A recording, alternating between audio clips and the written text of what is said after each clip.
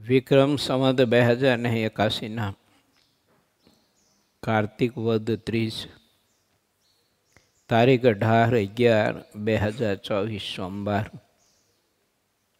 વાલા ભક્તો, વડતાલમાં બિરાજતા હરિકૃષ્ણ મહારાજ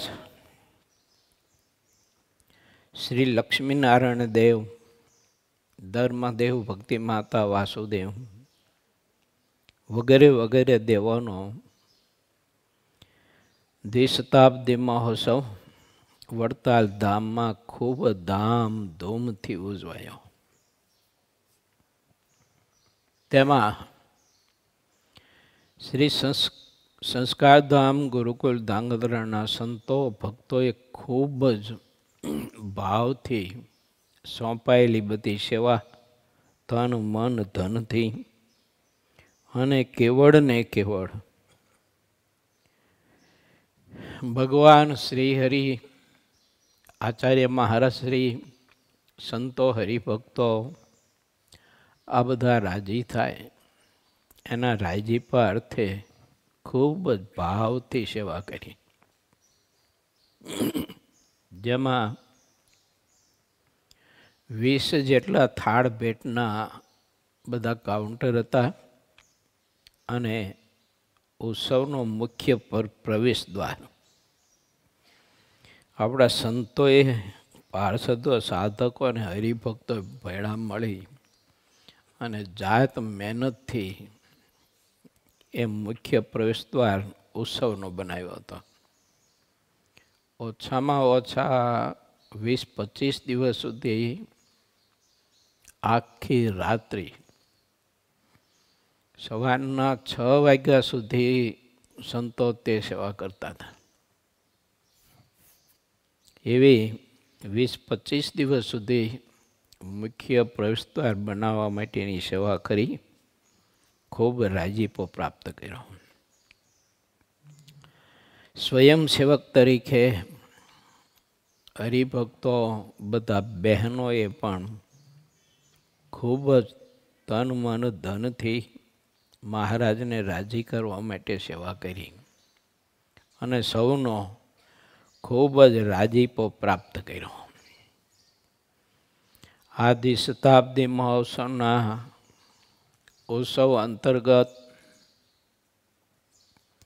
શ્રી સ્વામિનારાયણ સંસ્કારધામ ગુરુકુળ ધાંગધ્રામાં બિરાજતા રૂપાળ ઘનશ્યામ મહારાજના ચરણમાં 339 દીક્ષિત સંતોએ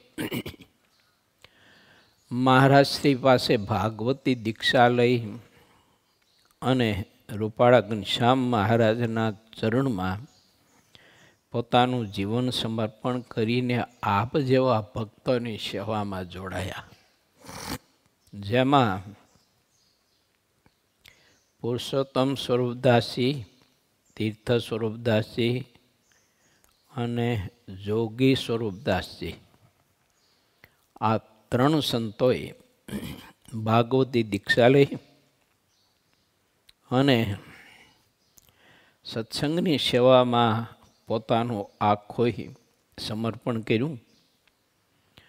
હવે વાલા ભક્તો, આવી રહ્યો છે શ્રી સ્વામિનારાયણ સંસ્કારધામ ગુરુકુળ ધાંગધ્રાનો જનમંગલ મહોત્સવ. એ જનમંગલ મહોત્સવમાં આપણે સહુ કોઈ તન મન ધનથી એવા લાગી જઈએ અને ઉત્સવ પૂર્વે જે આધ્યાત્મિક અનુષ્ઠાનો આપણે નક્કી કર્યા છે તે આધ્યાત્મિક અનુષ્ઠાનોમાં મહારાજની મૂર્તિને ધારી અને જેને જે નિયમ લીધા છે તે બધા જ નિયમો ખૂબ જ ભાવથી મહારાજની મૂર્તિ ધારી અને આપણે સૌ કોઈ ભગવત પ્રસન્નતા માટે કરીએ અને જનમંગલ મહોત્સવના માધ્યમે ઘણા બધા આત્માઓને મહારાજની સાચી ઓળખાણ થાય, શ્રીહરિની ઉપાસના નિષ્ઠા વધુ ને વધુ દૃઢ અને પરિપક્વ થાય આપણા જનમંગલ મહોત્સવનું આ લક્ષ્ય છે. માટે પ્રત્યેક ભગવાનના ભક્તોએ જેટલું થાય એટલું વધારે ને વધારે આ જનમંગલ મહોત્સવ નિમિત્તે આધ્યાત્મિક અનુષ્ઠાનો, વ્રત, તપ, નિયમ જે કંઈ આપણે ધારણ કર્યા હોય, નક્કી કર્યા હોય, તે વધુ ને વધુ કરવા માટેનો આપણે સૌ કોઈ પુરુષાર્થ કરીએ. મહારાજ સમગ્ર સંતો, પાર્ષદો, સાધકો, હરિભક્તો અને બહેનો એ બધાને આ નિયમ કરવાનું મહારાજ અધિક ને અધિક બળ આપે એવી રૂપાળા ઘનશ્યામ મહારાજના ચરણમાં પ્રાર્થનાની સાથે આપણે સૌ કોઈ સિદ્ધાનંદ સ્વામી કૃત શ્રી હરિચરિત્રામૃત ગ્રંથની કથામાં પ્રવેશ કરીએ.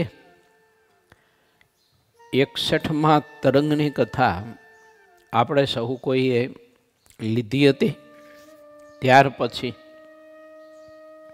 વડતાલનો દ્વિશતાબ્દી મહોત્સવ, એમાં સંતો બધા સેવામાં જોડાયા હતા. એટલે 11-12 દિવસ સુધી આપણી કથા ત્યાં થોભાવવામાં આવી હતી. પરંતુ માધવપ્રિય સ્વામીએ સત્સંગી જીવનની કથા આપ સૌ કોઈને શ્રવણ કરાવી અને અદ્ભુત સદવિચારો સત્સંગી જીવનના માધ્યમથી આપ્યા છે.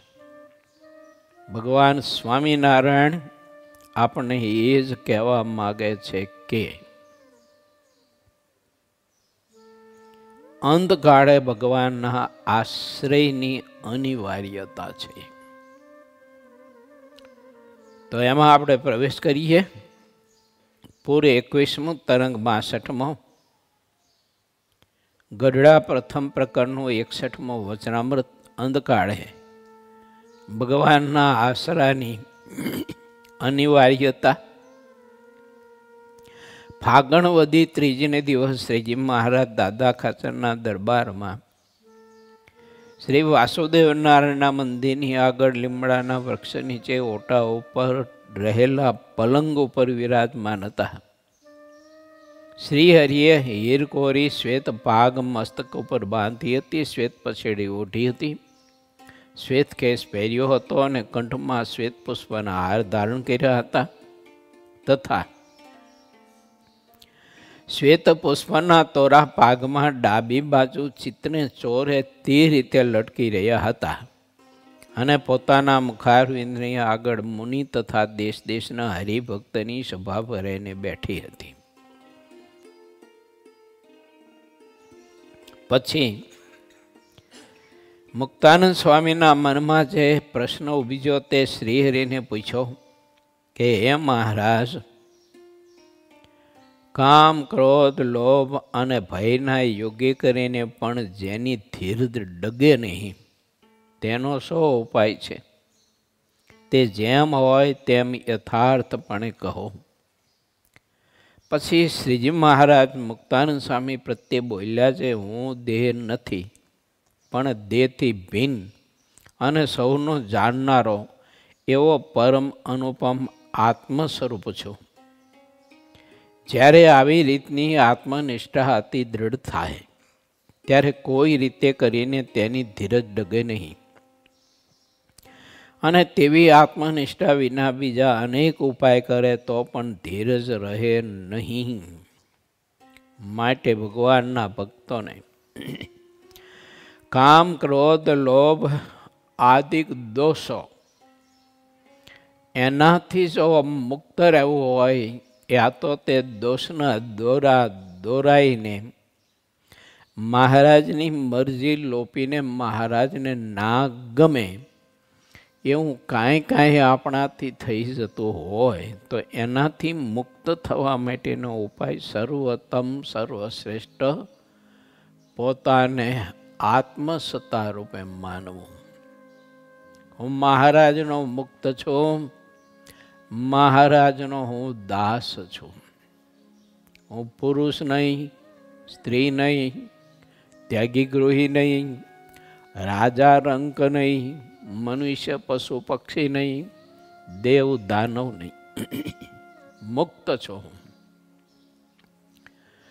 ભગવાન શ્રી હરિનો હું દાસ છું, આવી રીતે જો એ માનીતાની વધુ ને વધુ કૂટી કૂટી અને દ્રઢતા જો કરી હોય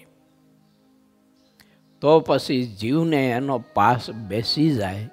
એટલે જીવને પોતાને નક્કી થઈ જાય કે હું મહારાજનો દાસ જ છું.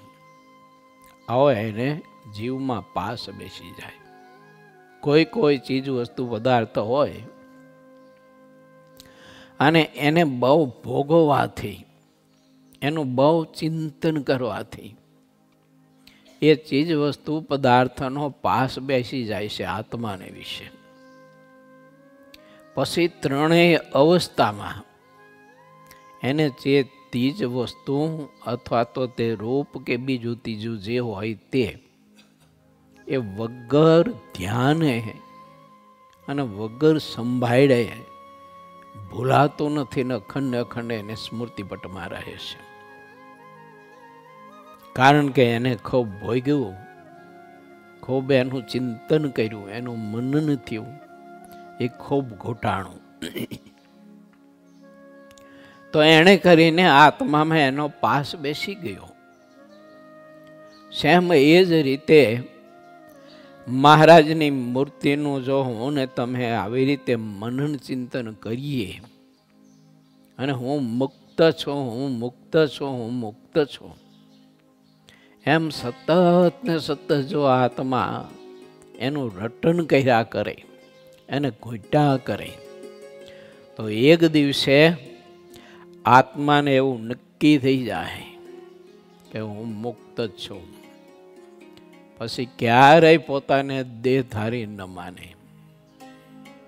અને દેહધારી ન માને એટલે દેહને અનુસરીને જે કંઈ માન, સન્માન, અપમાન, સુખ દુઃખ, ભોગ, તરસ વગેરે વગેરે એ કોઈ પણ ભાવ આત્માને ક્યારેય પણ ન સ્પર્શે. મહારાજ એવું બતાવ્યું છે પ્રથમના 27માં. મહારાજ કે આવો અભ્યાસ કરો. કોઈ હાથી બેસાડે, કોઈ ગધેડે બેસાડે, સમાન માનો. કોઈ આપણો અપમાન કરે, કોઈ સન્માન કરે, બધું સમાન માનો.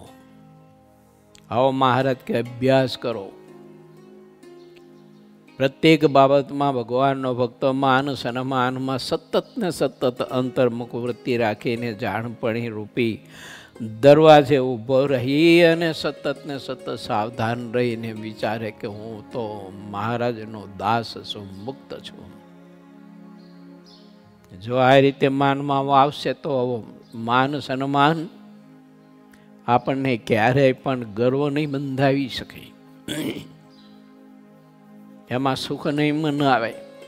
એ જ રીતે અપમાન પણ આપણે ક્યારેય દુઃખી નહીં કરે, આત્મા એમાં ક્યારેય પણ તપી નહીં જાય.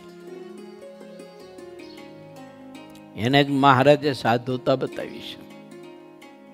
જેનું મન ભગવાનમાં સ્થિર થયું છે અને સારા નરસા વિષયના યોગ્ય કરીને જેનું મન ટાઢું થતું નથી, મહારાજ કે એને સાધુ જાણવા એટલે એને જ મુક્ત જાણવા. એ જ મુક્ત સ્થિતિ છે. માટે વાલા ભક્તો, આપણે સહુ કોઈ સતત ને સતત એવો અભ્યાસ કરીએ અને એટલો અભ્યાસ કરીએ અને અભ્યાસ કરવાના મને તમે એવા નિયમો લઈએ. હું ઘણી વાર કહું છું ને કે એટલા નિયમ લેવા કે જીવને આળસ ને પ્રમાતાનો કોઈ અવકાશ જ ન મળે. એને એ અવકાશ મળે તો પછી બીજામાં જોડાય ને જીવ. અને એટલા બધા આપણે નિયમો લીધા હોય કે આખો દિવસ એ નિયમ કરતા દિવસ જ એમાં નિર્ગમન થાય આપણો. પછી બીજી બધી પ્રવૃત્તિ, કોઈની અભાવની, અવગુણની, આતે નિંદા કોથલીની, આતે જગતની ગ્રામ્ય વાર્તાઓની, આ કાંઈ કશું પણ માં એને જીવને કંઈ સમય જ ના મળે તો શું કરે? માટે ભગવાનનો ભક્ત એવા નિયમોની દૃઢતા રાખે ને એટલા નિયમો કરે કે જેમાં એને નવડાઈ જ ન મળે ઘડીભર. મહારાજને મુક્તાનંદ સ્વામી આવો પ્રશ્ન કર્યો, હે મહારાજ, કામ, ક્રોધ, લોભ આ 3 નરકના દ્વાર જીવને યુગોના યુગોથી પરેશાન કરતા આવ્યા છે.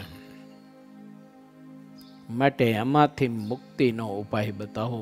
શ્રી હરિએ એમાંથી મુક્તિનો ઉપાય બતાવ્યો છે કે પોતાને આત્મસત્તા રૂપે માનું, હું દેહ નથી, હું પુરુષ નથી. ગુણાતીતાનંદ સ્વામી એવું લખ્યું છે કે જ્યાં સુધી પોતાને પુરુષ માનશે ત્યાં સુધી એને સ્ત્રી જોઈશે, અને જ્યાં સુધી પોતાને સ્ત્રી માનશે ત્યાં સુધી એને પુરુષ જોઈશે. સ્વામી કે ગમે ત્યાં જશે પણ એમ રહેશે. ગમે ત્યાં જશે પણ એમ રહેશે. ત્યાગાશ્રમમાં આવ્યો તો એમ જ રહેવાનું, ત્યાગાશ્રમમાંથી ગ્રસ્તાશ્રમમાં ગયો તો એમ જ રહેવાનું, ગમે ત્યાં જાય. માટે હું દેહ નહીં, હું આત્મા સત્તારૂપ છું. અને દેહ રૂપ મનાય છે એ તો મહારાજ કે ખોટી ભ્રાંતિ ને મૂર્ખામી છે. એમ પ્રથમના 44માં વસોના વાલા ધ્રુવના પ્રશ્નથી મહારાજે ડગલીના દ્રષ્ટાંતથી આપણને બતાવ્યું. આ દેહરૂપી ડગલો મહારાજ ક્યારેક બ્રાહ્મણ થકી જન્મે અને ક્યારેક કોઈ ઊંચ નીચ જાતિ થકી જન્મે, કોઈ વાર પશુ પક્ષી થકી જન્મે અને એને પોતાનું સ્વરૂપ માની લે છે, એને પોતાના સંબંધી માની લે છે. મહારાજ કહે છે કે મહામૂર્ખ છે. માટે આપણે સૌ કોઈ વિચારીએ કે કામ, ક્રોધ, લોભ આદિ શત્રુ થકી જો મુક્ત થવું હોય, એની પીડાથી જો આપણે અલિપ્ત થવું હોય તો આત્મસત્તા રૂપે પોતે વર્તે અને એનો આત્મસત્તા રૂપે વર્તવા માટેનો અભ્યાસ કરે. શું? જાણી જોઈને ભૂખ, તરસ, માન, અપમાન આ વગેરે વગેરે સહન કરે, ખૂબ સહન કરે. ખૂબ જ ભૂખ લાગે, અતિ ભૂખ લાગે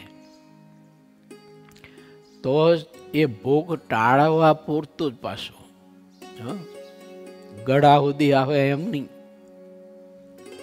એ ભૂખ બહુ લાગી હોય આપણને કડકડીને તો એ ભૂખની અગ્નિ બુઝાવવા પૂરતું જ એને ફળ, ફૂલ કે અનાજ કે બીજું ત્રીજું કાંઈ જે કંઈ લેવું ખાદ્ય પદાર્થ, અને બહુ જ ખૂબ જ નિંદ્રા આવે ને અતિ આંખો ઘેરાય ત્યારે જ મહારાજ કે નિંદ્રા લેવી. પણ કેવી? તો એવું લખ્યું કે ભગવાનના ભક્તને નિંદ્રા શ્વાન જેવી હોવી જોઈએ. ફટ દઈને જાગી જાય, પડખે કોક નીકળે ને તોય. અને ગોદડીઓ શેકે મૂકી રાખવી. મહારાજ કે સારી પેઠે ટાઢ હોય ને પછી એ ગોદડી ઓઢવીને આપણા મહામુનિ, ઋષિઓ, તપસ્વીઓ, જોગીઓ, જતીઓ, સંતો, પરમહંસો એ જાણી જોઈને આ બધું સહન કરતા, પંચાગ્નિ તાપતા. ચારે બાજુ અગ્નિ પ્રગટાયો હોય, ઉપર સૂર્યનો તાપ, એ વચ્ચે બેસી અને પછી આરાધના કરતા. આવી રીતે મહાપુરુષો આત્મસત્તા રૂપે વર્તવા માટે અને આત્મનિષ્ઠા દૃઢ કરવા માટે પુરુષાર્થ કરતા હતા. ભૂખ લાગે, વૃક્ષના પત્તા ખાતા. એ વૃક્ષના પત્તા કેટલા ભાવે, કેટલા ખાઈ શકે? નીરસ ભોજન લેતા. એટલે નીરસ ભોજન જાજુ જમી શકાય નહીં, ભાવે નહીં જાજુ.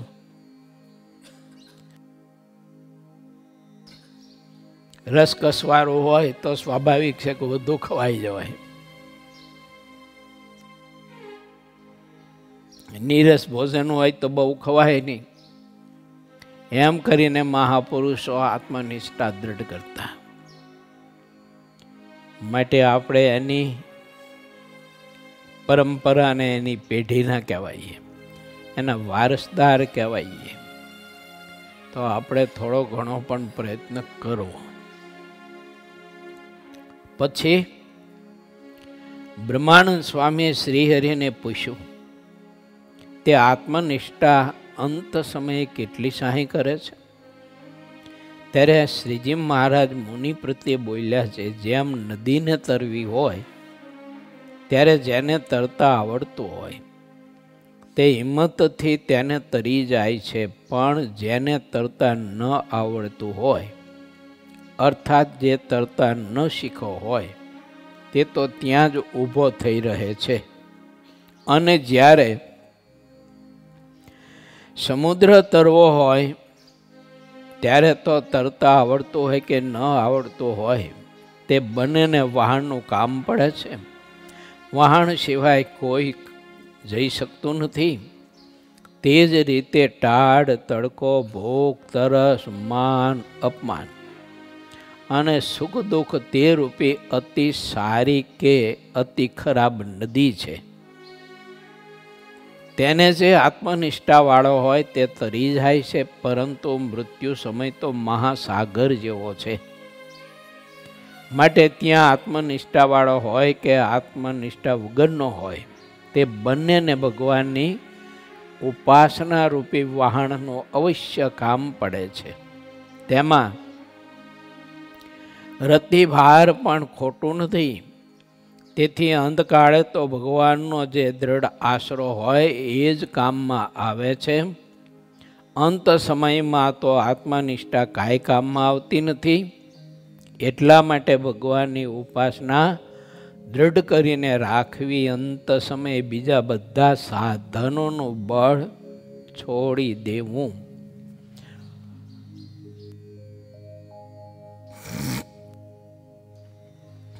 સાધન છોડવાની વાત નથી હો, સાધનનું બળ છોડી દેવાની વાત છે. બાકી સાધન તો અંત સમય સુધી, છેલ્લા શ્વાસ સુધી છૂટવું ન જોઈએ. મહાપુરુષોએ છેલ્લા શ્વાસ સુધી સાધન નથી મૂક્યા.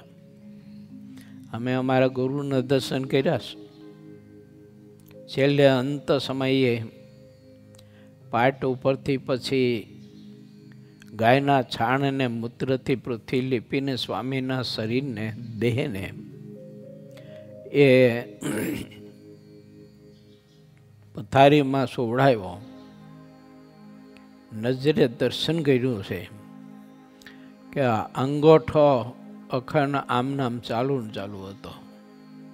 માળા હાથમાં માળા નથી, આમના અંગૂઠો ચાલુ ને ચાલુ. બોલો. અને એ આવી રીતે આમ અંગૂઠો ચાલુ હતો અને આમનામ જાય માળા ફેરવતો એમ મંત્ર અખંડ ચાલુ.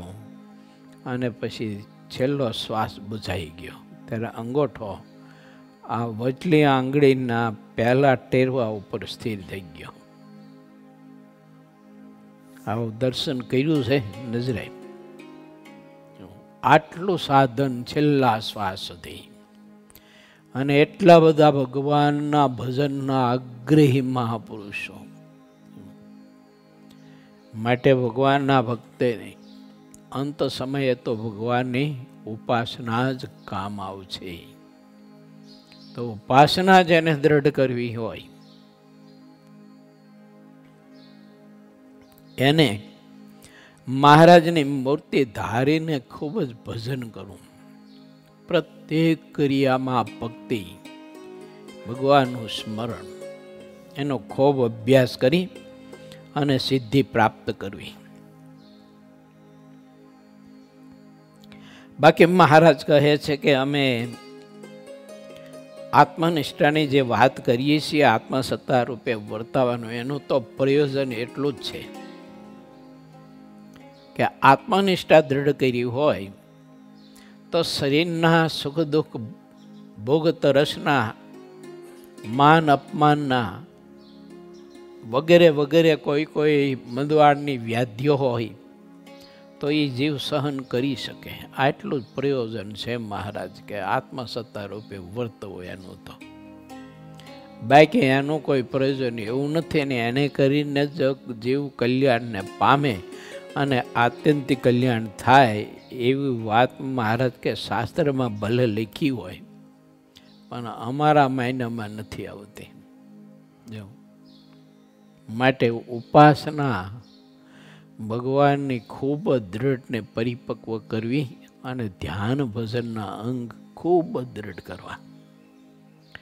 જે આપણે પ્રસંગો નાના મોટા કરતા હોય, કોઈ આત્માના કલ્યાણ માટે કે મહારાજની મૂર્તિનું વધુ ને વધુ વધાઈને ધ્યાન ભજન થાય ને પ્રભુમાં પ્રીતિ થાય, એના માટે થઈને નાના મોટા આપણે ઉત્સવો કરતા હોઈએ. પણ એ ઉત્સવ સમાપ્તિ થાય એટલે તુરત જ આપણે બધાએ ગણેશ ધોળકાની રાયણુમાં વહી જવું જોઈએ. હું તુરત જ અને બધું જીરો કરી નાખવાનું મહારાજ કે. અને ભગવાનની મૂર્તિ પરાયણ, ધ્યાન ભજન પરાયણ આત્મા તરત જ એમાં જોડાઈ જાય. પછી ફરીને મુક્તાનંદ સ્વામી શ્રીહરિને પ્રશ્ન પૂછ્યો છે, ભગવાનનો જે ભક્ત હોય તેને ભગવાનને માર્ગે ચાલતા તે ભક્તની પરીક્ષા કરવા માટે સિદ્ધિઓ આડી આવે છે એવું સાંભળ્યું છે. તે જેને ભગવાનના નિશ્ચયમાં ડગમગાટ હોય તેને જ આવે છે કે નિશ્ચયવાળાને પણ આવે છે? તે વાત જેમ હોય તેમ આપ અમને કહો. આ બાબતમાં અમે કાંઈ જાણતા નથી. કેવું દિન પણ, કેવા વિદ્વાન, કેવા કવિ, કેવા સંત, કેવો ધ્યાન યોગ સિદ્ધ કરેલો, કેવી મૂર્તિ યોગ સિદ્ધ કરેલો, તો એ આમ કહે છે કે અમે કશું જાણતા નથી. મહારાજ તમે બતાવો.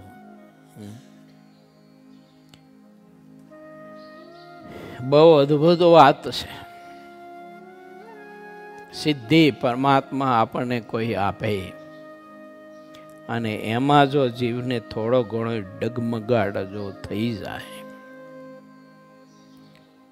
તો ભગવાનના મૂર્તિના સુખમાં જીવને ઘણો બધો ભેદ પડે. એટલે શ્રીહરિ મુક્તાનંદ સ્વામીના કહેવાથી કહે છે કે સાંભળો સંતો. મુક્તાનંદ સ્વામીએ પ્રશ્ન કર્યો ને એનો પ્રત્યુત્તર અમે કરીએ. જેને ભગવાનનો પરિપક્વ નિશ્ચય હોય તેને સિદ્ધિઓ આડી આવે છે, બીજાને તો સિદ્ધિઓ ઘણી દુર્લભ છે. તે સિદ્ધિઓને પણ પોતાના ભક્તની પરીક્ષા લેવા માટે ભગવાન પોતે જ પ્રેરે છે. ભગવાન ભક્તનું હિત તપાસે છે કે આ ભક્તને મારા ઉપર વધારે હિત છે કે સિદ્ધિઓ ઉપર હિત છે. આ રીતે ભગવાન જુએ છે. પોતાના ભક્તની પરીક્ષા કરીને ભગવાન ચકાસે છે કે ભક્ત કેટલો પક્વ છે અને કેટલો અપક્વ છે. પછી તેનું પ્રમાણ કરે છે અને પછી તે જો ભગવાનનો પાકો ભક્ત હોય તો તે ભગવાન સિવાય બીજું કાંઈ ઈચ્છે નહીં. ત્યારે ભગવાન અતિશય પ્રસન્ન થાય છે. મહારાજને અતિશય પ્રસન્ન કરવા, મહારાજનો અતિશય રાજીપો પ્રાપ્ત કરવો, એના માટેનો આ સર્વોત્તમ શ્રેષ્ઠ ઉપાય મહારાજે બતાવે છે. આજે આપણે જો જોઈએ તો અમને ત્યાગીને ને તમને સદગ્રસ્તોને ભગવાને બહુ સિદ્ધિ આપી છે, બહુ સિદ્ધિ આપી છે. ખાવા પીવાનું, રહેવાનું, ઉઠવાનું, હરવા ફરવાનું, જાગવાનું બધું તમે જુઓ તો એટલું બધું સુખ છે. ઘર બહારું નીકળવાનું નહીં, પોતાના બેડરૂમ બહારું નહીં નીકળવાનું. પેલા સવારે જાગે તે ઠેઠ તળાવે નાવા જવાનું. નદી કા કૂવો હોય, હવે 2-3 કિલોમીટર દૂર હોય, ત્યાં નાવા જવાનું. જો ગામને બહાર દૂર દૂર 2-3 કિલોમીટર દૂર જવાના લોટા લઈને. આજે એના પોતાના બેડરૂમ બારું નહીં નીકળવાનું, બધું જ એમાં. જો ઘરમાં બધું સ્મશાન સિવાય બધું જ, બાકી બધી જ સગવડતા. ખાવા પીવાની પણ તમે જો કેટલી બધી સગવડતા. આપણા મહાપુરુષોને એ વખતે બને આશ્રમીને ખાવા પીવાની પણ એટલી બધી તકલીફો ને મુશ્કેલી હતી. સવારનું મળ્યું હોય તો બપોરનું નહોતું મળતું, સાંજનું નહોતું મળતું. બપોરનું મળ્યું હોય તો સાંજનું વાળું ન મળે, સવારનું નાસ્તો ન મળે. સંતોને ઘેર ઘેર ભિક્ષા માગવા જવાનું. 50 50 ઘીરે ભિક્ષા માગે. ત્યારે 2-4 સંતોને એક રોટલો અથવા અડધો રોટલો ભાગ આવે એટલો લોટ માન મળતો હતો. અને એ નરો લોટ જ પાછો. જો આ નહીં ઘી કે નહીં તેલ કે નહીં કશો મસાલા, નહીં શાકભાજી, કશું જ. આજે આપણે જોઈએ તો ઠાકોરજીએ આપણા માટે સિદ્ધિઓને કેવી સૂટી આપી દીધી છે. જાઓ એલી તમે મારા ભગતની સેવા કરો કે. જો તે પહેરવા ઓઢવાને, હરવા ફરવાનું, ખાવા પીવાનું બધું કેટલું બધું ઠાકોરજીએ સુખ આપ્યું છે. માટે વિચારવું કે આ પદાર્થમાં બહુ પ્રીતિ ન કરવી. જોઈતા પૂરતું જ, શરીરના પોષણ પૂરતું જ એ પદાર્થનું ખાવા પીવાનું મારે ને તમારે ગ્રહણ કરવું, એનો ઉપયોગ કરવો.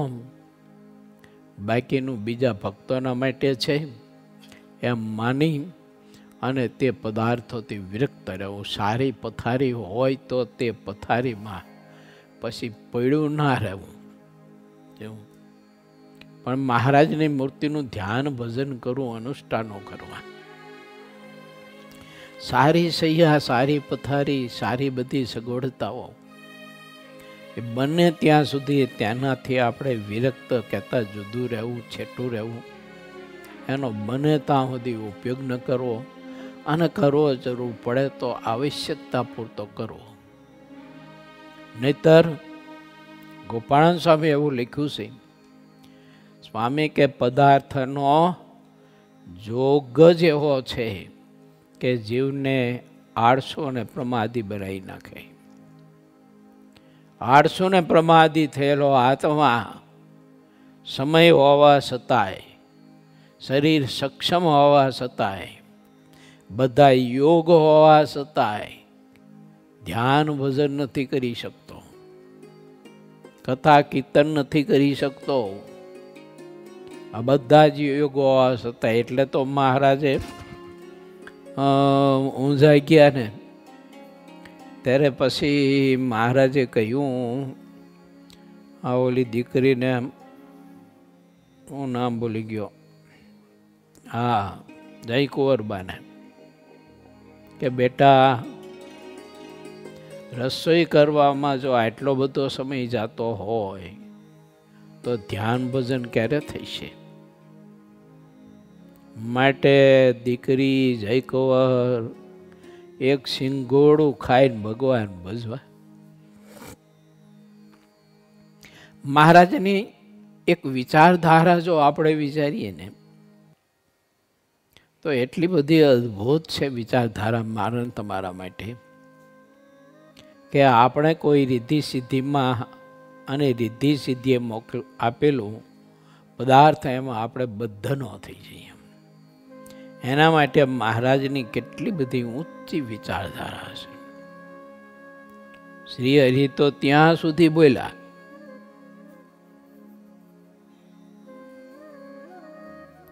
મહારાજ કે જોરાવરીએ આવીને પ્રાપ્ત થાય એને પગે કરીને ઠેલી નાખીએ ત્યારે તો નિરાશ થાય છે. મહારાજ કે જોરાવરીએ ના પાડે તો પરાયણે.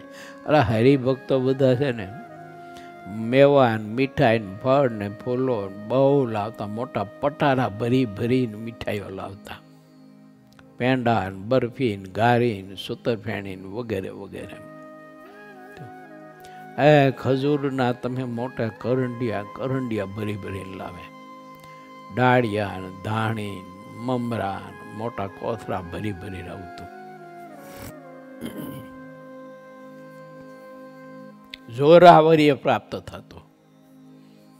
મહારાજ ના પાડતા હો, હવે તમારે કશું ન લાવવું, પણ ભક્તોનો બધા ભાવ જ એવો હતો. મહારાજ બધું પછી સભામાં બધાને આપી દે, બાટી દે. એ આપણે મહારાજે બતાવ્યું કે ભગવાનનો ભક્ત આજે રિદ્ધિ સિદ્ધિને મહારાજ કે અમે છૂટી આપી છે. એટલે ગ્રસ્તને પણ એટલી સગવડતાઓ છે, ત્યાગીને પણ એટલી સગવડતાઓ છે. રહેવાની, ખાવા પીવાની, બીજી ત્રીજી જોવો તો આપણા વડવાઓને બિચારાને જોવો તો મકાને કેવા હતા રહેવા માટે. ખાટલો હોય તો ખાટલાને બિચારાને પાંગતે બાંધવા માટે દોડ્યું ન હોય. એ જોરી જેવા ખાટલામાં બિચારા પડ્યા હોય. આવું તો હતું નહીં, કંઈ લાઇટો ને એવું તો પંખા નહોતા, બીજું કંઈ નહોતું. એ ઉનાળાની ગમે તેવી ગરમી હોય, શિયાળાની ગમે તેવી ઠંડી હોય, વરસાદ ઋતુમાં વરસાદ વરસતો હોય, નાનું એવું મકાન હોય, ચારે બીજું ચૂવા થતા હોય, વાસઠ આવતી હોય, પેલી વાસરી તો આખી વાસઠથી પલળી ગઈ હોય, બધા ગોદડા બોદડા બધું ભીંજાઈ ગયું હોય ભેજથી. પણ તોય આપણા વડવાઓ છે ને એ અગવડતામાં રહીને પણ બહુ જ ધ્યાન ભજન કરતા મૂર્તિ સિદ્ધ કરી મહાપુરુષોએ. આવી અગવડતામાં રહી અને મૂર્તિ સિદ્ધ કરી. ખેતીનું કામ કરતા કરતા એ કોષ હાંકતા હાંકતા મહારાજની મૂર્તિનું ધ્યાન કરે અને એનો અભ્યાસ કરે, ધ્યાન કરવાનો. એટલે આપણે વિચારવાનું કે આ બધી જે કંઈ સગવડતા છે બધી જ રીતિ સીધી મૂર્તિમંત છે આ બધું. હવે એમાં જો અધિક પ્રીતિ થઈ જાય પ્રધાન, અને ખાવા પીવામાં રૈચા પૈચા એમાં જો આપણે રહ્યા તો પછી આળસ ને પ્રમાદતા બે વધારી દેશે પદાર્થ અને સગવડતા. આ એક નક્કી છે નિયમો. સગવડતા, અનુકૂળતા, આળસ અને પ્રમાદતા વધારી દે તમારે. અને આળસ ને પ્રમાદતા વધી પછી ધ્યાન ભજન ઘટવાના, વિષયાશક્તિ વધવાની. વિષયાશક્તિ વધવાની એટલે વિકારો વધવાના. વિકારો વધવાના એટલે વિકારો સતત ને સતત આત્માને વિષયનો જ ચિંતન કરાવ્યા કરશે. ઠાકોરજીનું ચિંતન કરવા તો આપણને ક્યારેય પણ એમાં ઇન્દ્રિયો, અંતકરણ, આત્માને મદદ નહીં કરે, જોડાવા નહીં દે. ન પૂરાય એવી મહા મોટી ખોટ આવશે. માટે પોતપોતાના શરીરની સ્થિતિ જોઈ અને શરીરની અનુકૂળતા પ્રમાણે વિષયો ગ્રહણ કરવા પરંતુ વિશેષ જો આપણે પદાર્થોમાં આસક્તિ કરીશું તો તે પદાર્થો અતિશય પ્રમાદતા અને આળસ એ જીવને એવો આળસો બનાવી દેશે, પછી એની પાસે બધું જ હશે, સમય હશે, સંત હશે, શાસ્ત્ર હશે, બધા યોગ હશે, પણ ઠાકોરજીનું ધ્યાન ભજન નહીં કરી શકે, કથા કીર્તન મહાત્મય સમજીને નહીં કરી શકે. એટલે ખૂબ વિચારવું બધા ત્યાગી ગ્રસ્ત નાના મોટા બધા. દુઃખમાં ધીરજ રાખે તો ભગવાન વશ થાય છે. અને આવો જે નિર્વાસનિક એકાંતિક ભક્ત હોય તો ભગવાન પોતે તે ભક્તને વશ થઈ જાય છે. જેમ વામન ભગવાને બલિરાજાનું ત્રિલોકનું રાજ્ય લઈ લીધું ને 14 લોકના 2 પગલાં થાય તેવું શરીર ધારણ કર્યું. પછી 3જા પગલા માટે બલિરાજાએ પોતાનું શરીર આપ્યું. આ રીતે તેણે શ્રદ્ધાએ સહિત ભગવાનને પોતાનું સર્વસ્વ આપ્યું, છતાં પણ ભગવાને તેને વગર વાંકે બાંધ્યો. તો પણ તે બલિરાજા ભક્તિથી ન પડ્યા અને તેનું મન ભાવયુક્ત જ રહ્યું. ત્યારે તેની એવી અનન્ય ભક્તિને જોઈને ભગવાન પોતે તે બલિરાજાના બંધનમાં આવ્યા. ત્યાં જ સુધી દૂર જતા નથી. ભગવાને તો બલિરાજાને એક ક્ષણ વાર બાંધ્યો હતો, પણ ભગવાન તો બલિરાજાની ભક્તિરૂપી દોરીથી એવા બંધાયા છે કે ફરીથી છૂટવાને માટે સમર્થ થયા નહીં. તે આજ દિવસ સુધી બલિરાજાને દરવાજે જ અખંડ ઊભા છે. ભગવાન આવા દયાળુ છે. ભગવાન બલિરાજાની દ્રષ્ટિમાંથી એક પળ વાર પણ દૂર થતા નથી. આ રીતે પોતાને ભક્તિ વશ જણાય છે. આ રીતે આપણે પણ બીજી બધી વાસનાઓને દૂર કરીને એક ભગવાનને સર્વસ્વ અર્પણ કરીને ભગવાનના તન મનથી દાસ થઈને રહીશું. અને એમ કરવા છતાંય પણ જો ભગવાન આપણને વધારે દુઃખ દેશે તો તેઓ અંતરનું જાણનારા છે, એટલે આપણને વશ થઈ જશે. શા માટે? જે ભગવાન તો પોતે ભક્ત વત્સલ છે અને કૃપા સિંધુ છે. તેથી જેની પોતાને વિશે અતિ દ્રઢ ભક્તિ દેખે છે તેને પોતે આધીન થઈ જાય છે. પછી પ્રેમ ભક્તિ યુક્ત તે ભક્તનું મન દેખાય ત્યારે તે મનરૂપી દોરીએ કરીને તેના બંધનમાં આવી જાય છે. પછી જેમ કસણીમાં રાખશે તેમ તેમ મને અધિક વશ થઈ જશે અને મારાથી એક પળ માત્ર પણ છેટે નહીં રહે એમ જાણીને મનમાં પોતાના ધન ભાગ્ય માનીને વધુ રાજી થવું. આવી સમજણ ભગવાનના ભક્તને કેળવી. જેમ જેમ ભગવાન કસણી દેતા જાય, કહેતા દુઃખ દે, જેમ જેમ દુઃખ આપે તેમ ભગવાનનો ભક્ત અધિક અધિક ભગવાનની ભક્તિ કરે અને રાજી થાય. આપણું આરું બધું ઊંધું થાય છે.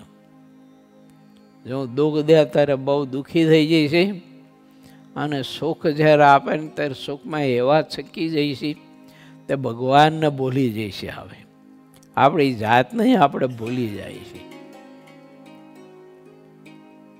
મહારાજે એટલો બધો અદ્ભુત વિચાર આપ્યો છે આપણને કે પરમાત્મા જ્યારે દુઃખ દે ત્યારે સમજવાનું કે મહારાજ મારી નજીક છે, મારા ઉપર મારો ઠાકોરજી બહુ જ રાજી છે, અતિ રાજી છે. અને એટલે ઠાકોરજીએ જે હું ઈચ્છું તે સંકલ્પ સિદ્ધ નથી કરતા, રાજી છે એટલે.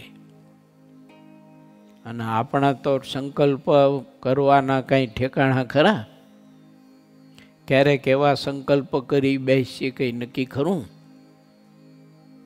જીવ બદ્ધ થઈ જાય અને એકાંતિક ધર્મમાંથી ચલિત થઈ જાય, આવા કંઈક સંકલ્પ કરી બેસે. બહુ સુખ સમૃદ્ધિના સંકલ્પ કરે, કોઈ વધુ સત્તા પ્રતિષ્ઠાઓના સંકલ્પ કરે તો ભગવાન સિદ્ધ કરે. અને સિદ્ધ કરે તરી પૂજા પ્રતિષ્ઠા અને સામર્થ્ય ઐશ્વર્ય પ્રતાપ ચીજ વસ્તુ પદાર્થ એમાં જીવ એટલો બધો બદ્ધ થઈ જાય, એટલો બધો બદ્ધ થઈ જાય કે ભગવાન ભજવા ઘડી ભર પણ નવડો ન થાય. એવા બધા પ્રસંગો મહારાજના વખતમાં ઘણા બધા જ ભક્તોના બન્યા છે. સંતોના આગ્રહથી મહારાજે કોઈ હરિભક્તો પર કૃપા કરી અને એને અઢળક ધન સંપત્તિ ખાવા પીવા માટેની સુખ સમૃદ્ધિ બધી રીતિ સીધી ઘર જાડે આમ અભરે ભરી ગયા. આવું સુખ ને સમૃદ્ધિ મળ્યા પછી ધ્યાન ભજનમાંથી બધાના અંગ પાછા પડી ગયા. પહેલા જે ધ્યાન ભજન કરતા, સેવા પરિચર્યા કરતા, મહાત્મય સમજતા અને મહિમા સમજીને દોડી દોડીને સેવા પરિચર્યા કરતા હતા, ખૂબ જ ધ્યાન ભજન કરતા હતા. ગઈકાલે માધવ સ્વામીએ આપણને એક દ્રષ્ટાંતની યાદી આપી હતી, કાળુ મકવાણાની. મહારાજે હોનું કરી દીધું, કેટલી ઉપાધિ આવી. પછી હાથ જોડીને વિનંતી કરવી પડે કે મહારાજ બધું હતું એમ નામ કરી દો. ત્યાં ઠાકોરજીએ બધું હતું ત્યાં એમ નામ લોઢાનું લોઢું કરી દીધું અને ત્યારે એને શાંતિ થઈ. આવા પ્રસંગો તો ઘણા બધા ભક્તોના લખાયા છે ગ્રંથમાં. માટે આપણે વિચારવું, ઠાકોરજી આજે કૃપા કરીને રીધિ સિદ્ધિઓને ખૂબ છૂટી આપી દીધી છે. એટલે એ ખાવા પીવાના મેવા મીઠાઈ ને બીજું ત્રીજું સગવડતાઓ એટલી બધી છે. હવે જો જીવ ધ્યાન ન રાખે તો આમાં રહીચો પૈચો રહે તો ધ્યાન ભજન થાય ક્યારે એનાથી? માટે વિચારું, ભગવાન શ્રી હરિએ બધું આપ્યું છે, એ વધુ આપણે ધ્યાન ભજન કરી શકીએ એના માટે સગવડતા આપી છે. સગવડતા ભોગ ભોગવવા માટે નથી આપી અને ભોગ ભોગવી અને વિષયાનંદી થવા માટે નથી આપી, પરંતુ સહજાનંદી થવા માટે આપી છે. મહારાજની મૂર્તિનો અધિક ને અધિક આનંદ પ્રાપ્ત થાય, અધિક ને અધિક સુખ પ્રાપ્ત કરી શકીએ આપણે. એના માટે મહારાજે દયા કરી અને પ્રભુને એવું થયું કે અમારા બધા છોકરાઓને થોડીક સગવડતા આપું, રહેવાની ખાવા પીવાની, તો સુખેથી ભજન કરી શકે. અગવડતામાં બિચારો ભજન કેમ કરશે? એ પછી ખાવાનું પેટનું કરશે કે પછી ઠેઠનું કરશે? એટલે ઠાકોરજીએ દયા કરી તે બધી રીતિ સીધી છૂટી આપી દીધી.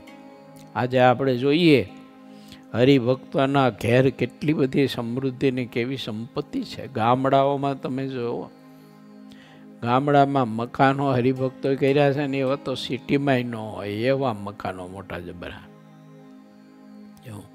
અને એટલી સુખ સગવડતા. હવે કોઈ ખેડૂતો ક્યારેય પણ વાડીએ ખેતરે ગમે તેવી સિઝન હોય તો પણ ભાત લઈ અને ખેતીના કામે કોઈ નથી જતો. બપોર આવે એટલે મોટરસાઇકલ લઈ અને બપોર 12 વાગે ત્યાં તો ઘર ભેગા, અને એ ઘરમાં ગરમ રસોઈ ખાવાની. અને પહેલાં ખબર 4 વાગે રોટલા ઘડ્યા હોય, સવારે 4 વાગે, અને એ રોટલા જાડા કપડામાં બાંધીને લઈ ગયા હોય. અને પછી કોઈ કૂતરા કે બીજા બધા જે કંઈ હોય પ્રાણી એની બીકે કરી અને જમીનમાં ખાડો ગાળી અને એમાં મૂકીને માથે બકડિયું મૂકી અને માથે માટી વારી દેતા. બપોરે 1 વાગે રોટલા કાઢીને જમતા, 4 વાગ્યાના બનાવેલા. બોલો. અને એ છાશ પાણી જેવી આપણે કથામાં ઊંઘી જતી ઘૂંટે ઘૂંટડે પાછી.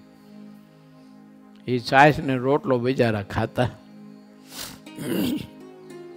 આજે વિચાર તો કરો કે ઠાકોરજી કેટલી બધી સગવડતા આપી છે, પણ લોકોએ સગવડતાનો જે હેતુ માટે આપી છે સગવડતા, એનો અર્થ સમજી ના શીખ્યા. એટલે જેમ જેમ સમૃદ્ધિ વધી ને તેમ તેમ વિકારો વધ્યા. અનેક પ્રકારના વ્યસનો, અનેક પ્રકારના બહારના ખાણા પીણાઓ. ખેડૂતો તમે જુઓ તો દૂર ગામડે રહેતા હોય ને તો મોટરસાઇકલ લઈ અને બાજુમાં 10, 15, 20, 25 કિલોમીટર કોઈ સિટી હોય તો એ સિટીમાં બોલો જમવા જાય અહીંયા હોટલોમાં. આટલું બધું અંતર કાપી નહીં. ભગવાને સગવડતા તો આપી, સમૃદ્ધિ તો આપી, પણ જે અર્થે આપી છે તે ના સમજાણું. અને આજે ધ્યાન, ભજન ને કથા કીર્તનોના અંગ ઘટતા ગયા. વળી પાસે આવી થોડીક સગવડતા છે સાધનોની, એટલે વળી કથા તો સાંભળી શકે, પણ ધ્યાન ભજનના અંગ તો બહુ ઘટ્યા. માટે વિચારીએ, ભગવાન શ્રી હરિ એમ કહે છે કે ભગવાન વધુ વશ થાય એમ કરું, પણ કોઈ રીતે દિલમાં દુઃખ દેખીને અથવા દેહના સુખ સારું ક્યારેય પાછો પગ ભરવો નહીં. ઇતિ શ્રી સહજાનંદ સ્વામી શિષ્ય સિદ્ધાનંદ મુનિ વિરચિત શ્રી હરિચરિત્રામૃત સાગરના 21 પૂર્વમાં ગરડા પ્રથમ પ્રકરણનું 61મો વચનામૃત કહ્યું. એ નામે 62મો તરંગ સમાપ્ત થયો.